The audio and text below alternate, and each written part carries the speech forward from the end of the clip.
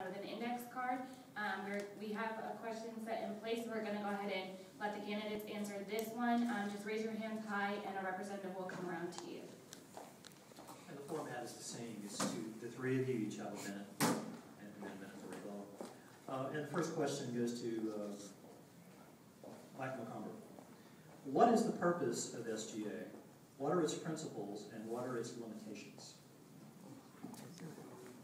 The purpose of SGA is to represent the student body to the administration. We are officially part of the shared governance structure of Kennesaw State University. We have seats on the university council, and if we pass a resolution, it is something that must be considered by the president and the cabinet.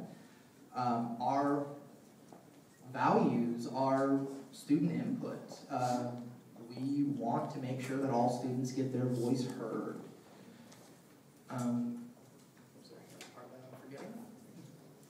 Limitations. The biggest limitation of student government is that within Georgia, a university president cannot completely delegate his authority to any kind of body. So whether Dr. Papp was in favor of it or not, there's no way that we could actually have legal binding authority over any decision making that is made. So we are always going to be a recommending body. Okay. Mr. Everhart, what is the purpose of SGA? What are its principles and what are its limitations? As Mike said, our purpose is to speak for the students. We're supposed to act as a bridge and liaison between all the other legislative groups that are out there, between the Legislative Board of Georgia, between the administration here, and between the Board of Regents. That being said, all we are is a recommending body. We're very limited in that aspect, so we have to use the resources we have in SGA to bridge out to other organizations and to the students to make sure that we speak with one voice. With the 25,000 students that we have here at Kennesaw, we, when united, are a very formidable force. That being said, SGA has to continue to pull that together to make sure that we're heard. And what was the other part of that question? Limitations. Limitations, we were just a recommending body, so once again, we have to work together to overcome that limitation. Thank you. Okay, Mr. Wilson. Like everyone else has said, we are to represent the students over our own self-interest. We are a voice to the higher administration. We must lead other organizations by example. We value student input, students' needs, students' wants, anything. There are really no limits to SGA because without the students, there would be no KSU. Hey, 1 minute rebuttals. One sort of follow-up on this that I think would be a good thing to note, while there is currently, because of Board of Regents policies, no way for students or student groups to be given binding authority, there are Board of Regents policies that require that student input be sought, and that when it comes to things like fee increases or the spending of student fees, students have to be a majority of the committee that makes that decision, and they have to chair it. That policy was something that was proposed to the Board of Regents by a former KSU SGA president. And I believe that it is possible in the future, if we work with other SGAs within the state, to actually have some sort of binding authority over financial issues on the campus. That will be something that will probably take several years to implement, but it's definitely a goal I think that is worth working for, not just for KSU, but for the entire state of Georgia. Mr. Everhart. Ultimately, everything comes down to student involvement, and student desires. If you can get enough students behind you and voicing their interests, you can make anything happen. Currently, we're limited because we're a recommending body, but people have to listen to us because ultimately, if you're not satisfied at your current institution, you're going to vote with your feet and you're going to find another place to get your education. Thank you. Mr. Wilson. Just another follow-up. The other limitation that we currently have is that we do not have representation on boards throughout the Cobb County area, and I do feel like that we should, because Kennesaw students bring a lot of money to this community, to the city, and the county. So I will try to do what I can to get representation throughout Cobb County. All right, the next question goes first to David Everhart.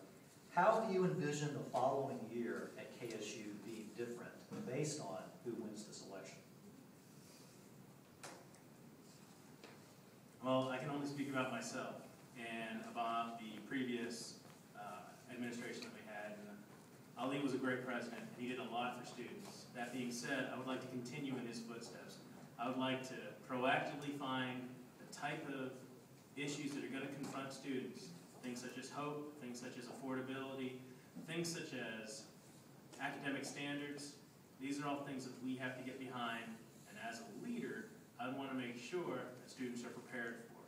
I don't want to be a reactive type president. I want to make sure that before things happen, we at least have our head in the game and we know what to expect. Mr. Wilson, how will next year be different based on who wins this election? Next year will be different because if I win, everything will be done in a timely manner. We will gain respect throughout the state as the best SGA. We'll also get put on a national map for KSU. If one of my candidates win, I cannot speak about what would happen. I'm just going to end it there. Mr. Edward, I'm sorry, Ms.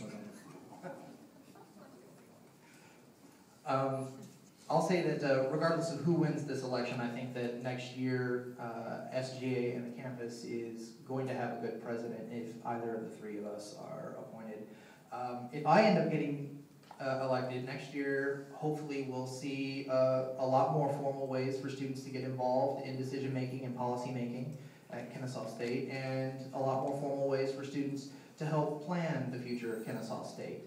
There are several projects that are in the works for future dates, and I would like to see student input in things like a new student center, for example, things that are on the calendar but are far off in advance. Also, like David Eberhard, I believe that we need to be very proactive, anticipate issues before they come up, and not end up being a reactive body. So I would definitely have a strategic plan going forward. Okay, 1 minute rebuttals if you choose. I think Stephen and Mike have said some great things, but one thing that we've been missing is a lot of students are locked into their majors in their colleges. And I think one thing I'd like to do is try to bring more involvement from the colleges into SGA. Currently, we have representation, but we really don't have the essence of each of the individual colleges or organizations. And bringing that type of diversity and global awareness into SGA would really help make things better for all. Mr. Wilson. I like to put policies in place because currently it seems like a lot of students do not care about what is going on. I would also like to find ways to get students involved because they can always bring new ideas and add to the diversity. And we all know that when there's different ideas and more people, the better the ideas. Mr. McConnell. I agree a lot with both my opponents, especially with David's idea about trying to get more input from the colleges.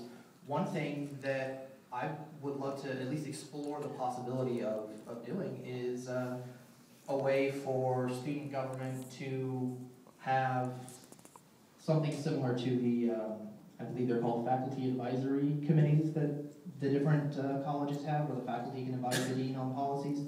I would love to see maybe SGA take on a similar role where students can give feedback on individual college policies from our perspective. Hopefully that could implement a lot of really great changes.